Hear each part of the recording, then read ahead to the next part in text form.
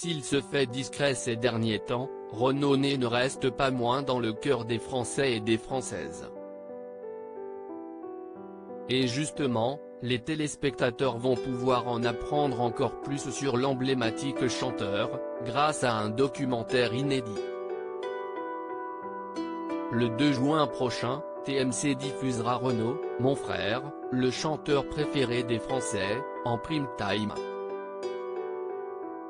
Exceptionnellement, plusieurs proches de Renaud ont accepté de témoigner, dont son frère jumeau David Séchant ou encore sa petite sœur Sophie Séchant. À l'occasion de la diffusion du documentaire, Sophie Séchant a accordé un entretien à nos confrères de Téléstar, disponible en kiosque ce lundi 24 mai 2021.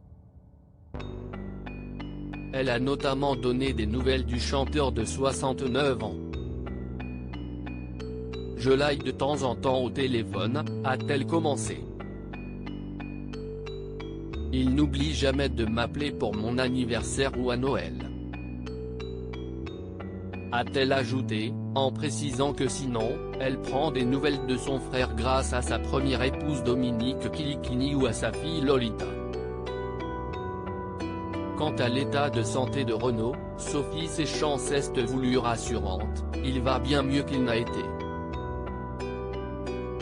Il se refait une santé et il est bien entouré. Renaud hospitalisé en octobre dernier. En octobre dernier, la famille de Renaud faisait savoir que l'artiste avait été hospitalisé à la clinique du Pic Saint-Loup, au nord de Montpellier. Là-bas, il avait subi une intervention chirurgicale car il souffrait d'un emphysème pulmonaire, qui a pu être soigné. 3 mois plus tard, en février, Benabar avait donné des nouvelles du musicien, dont il est proche.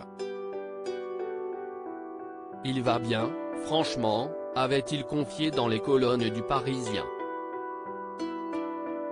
Il a connu des moments plus durs, j'ai l'impression qu'il a trouvé une forme d'équilibre, avait-il précisé, en ajoutant que la période actuelle due à la crise sanitaire pèse sur Renaud.